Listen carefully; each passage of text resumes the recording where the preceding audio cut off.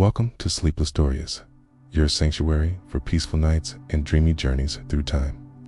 Tonight, we invite you to close your eyes and drift back to a world of olive groves, quiet fountains, and the gentle rhythm of Roman life. This quiet corner of ancient Rome, far from the clamor of the bustling forum and the march of soldiers along cobbled roads, lies a peaceful villa nestled among olive trees and sun-drenched hills. The stone walls are warm from the sun's gentle touch, and the air is rich with the earthy scent of rosemary, laurel, and dry clay.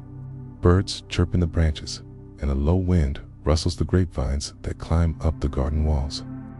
Beyond the villa, a small stream glides past fig trees and terracotta urns, murmuring softly as it makes its way toward the Tiber. Inside the villa, in a room where the shutters are half drawn and linen curtains sway like slow waves, a young man named Lucius begins to stir.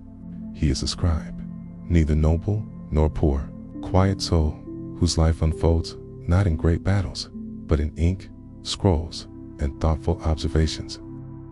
Lucius' world is filled with parchment and sunlight, the soft murmur of Latin verse, and the rhythm of a civilization moving like a river, deep, deliberate, and timeless. Today will not bring anything grand or unexpected, and that is what makes it beautiful. Morning in Rome, the first light of dawn spills across Lucius' chamber like golden wine.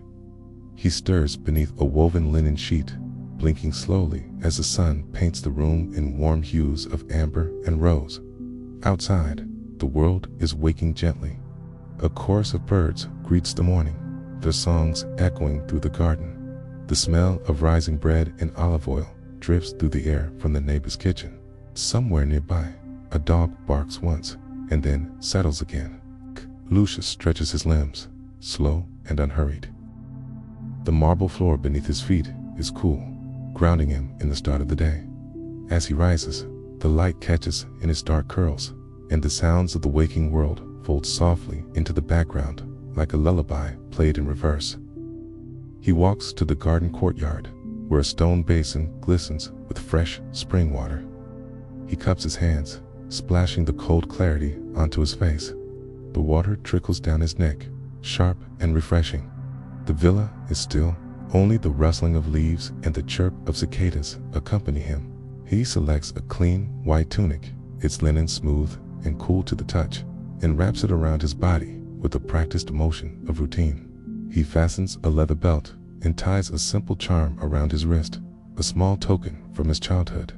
Before stepping away, Lucius pauses at the threshold. He looks out at the sky, a pale canvas just beginning to blush with blue, and takes a long, steady breath. A new day has begun. His mother is already outside in the herb garden, kneeling beside rows of thyme and sage. She hums softly to herself as she works, her hands nimble and practiced. Lucius kneels beside her, pulling a weed with care. They speak little, there's no need. After a while, an elderly neighbor shuffles by the gate. "Salve, Lucius," the old man says, handing him a small pouch of dates and figs, fresh from the tree. Lucius thanks him and offers a few sprigs of mint in return. They smile in mutual understanding, a wordless exchange of friendship. As the sun climbs higher, casting dappled light across the worn mosaic of sea creatures underfoot, Lucius feels at peace in this gentle, steady rhythm. Daily activities later that morning, Lucius sets off toward the forum with a bundle of scrolls under his arm. The path winds through narrow lanes lined with stone homes and shaded colonnades. The warm scent of dust and jasmine rises with each step. Children chase each other near the fountain, their laughter as light as wind chimes. A pair of donkeys clop gently along the stone street, pulling a cart filled with amphorae. Shopkeepers begin arranging their goods, ripe olives, terracotta cups, dyed fabrics fluttering in the breeze. He greets each familiar face with a nod or a soft word. No one is in a hurry. Even the pigeons seem to glide. As he nears the forum square, he pauses to admire a sculptor carving delicate lines into marble. The statue is unfinished, but the face of a goddess is beginning to emerge from the stone. The sculptor nods toward Lucius. "Still chasing words?" he asks. "Always," Lucius replies with a smile. Nearby, a teacher reads poetry aloud to a circle of students beneath the shade of a portico. Lucius slows his pace, listening to a few lines about the changing of seasons, about patience and time. He finds himself smiling again, quietly. He stops at a small stall where he buys a beeswax tablet and a stylus, carefully selecting one with smooth grain. The vendor wraps it in cloth, and Lucius continues on, feeling the soft weight of his thoughts growing richer. The sun is now directly overhead, casting short shadows on the ground. Gus returns home for the midday rest. The Meridiatia. Inside the villa, the rooms are cool and dim. His mother has laid out a light meal: bread with olive paste, fresh cheese, and melon slices chilled in water. They eat slowly, savoring each bite. Outside, the world hums in soft stillness. Lucius leans back against the cool wall, eyes half closed. He listens to the rhythmic drip of water from the courtyard fountain. The sound becomes a kind of music, lulling the villa into shared repose. Afternoon reflections. As the heat of midday fades, Lucius makes his way to a shaded alcove where scrolls are neatly arranged on low wooden shelves. He selects one, a work of philosophy, and reclines on a woven couch, reading slowly, savoring each sentence like a sip of wine. He occasionally dips his stylus in ink, noting passages that speak to him. Ideas about balance, about the fleeting nature of glory, and the quiet strength of contentment settle into his thoughts like birds coming to rest. Later, a friend named Gaius arrives. They sit in the garden under the fig tree, sharing dried fruit and honeyed nuts. They speak of simple things: a new poem Gaius is working on, a market vendor with a clever tongue, the color of the sunset the night before. Their laughter is gentle, unhurried. It is a friendship not built on spectacle, but on presence. A shared silence is as comfortable as any conversation. As the sun begins its descent, golden light spills across the hills and bathes the villa in a soft, honeyed glow. The air cools slightly, and the shadows lengthen. Insects buzz lazily in the grass. Lucius walks through the garden barefoot. He runs his fingers along the tops of lavender stalks, their scent clinging to his skin.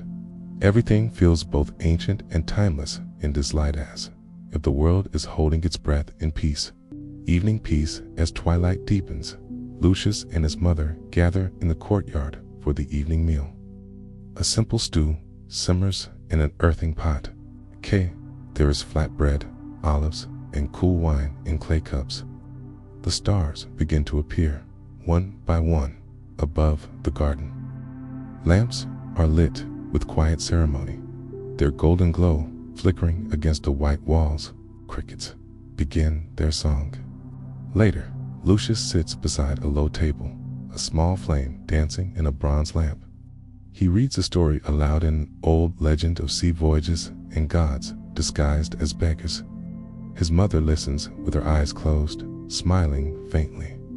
The tale ends, and for a while, neither of them speaks. The air feels thick with memory and meaning, as if the story still lingers in the shadows. When it is time to sleep, Lucius returns to his chamber. He washes once more at the basin, then slips beneath the linen sheet, now cool from the evening air. Outside, the breeze stirs the grapevines. A night bird calls softly in the distance. He closes his eyes. There are no dreams of empires or battles, only of gardens, sun-warmed stone, and the slow turning of time beneath the Roman sky. And so ends a day in ancient Rome, not marked by greatness, but by grace.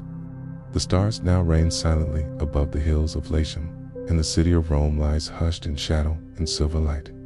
Fires burn low behind shuttered windows, and the echo of footsteps has faded into the quiet hush of the night. In the villa, nestled among olive groves, all is still. The scrolls are rolled and shelved, the lamps dimmed, the clay cups washed and set aside. The scent of herbs lingers faintly in the air, mingled with the cool breath of night. Lucius breathes deeply, his thoughts soft and unhurried. The day, so simple and slow, has wrapped itself around him like a blanket of time. There were no grand declarations, no battles fought, only moments lived fully, gently, with care. And as you lie now, listening to the sounds of this distant, peaceful world, you may let your own day drift quietly to rest. With each breath, you sink deeper into stillness. You carry with you the rustle of laurel leaves, the whimper of fountains, the warm light of Roman twilight. Close your eyes, let the weight of the day fall away. You are safe, you are at peace. Good night, traveler of time. Sleep well beneath the stars of ancient Rome.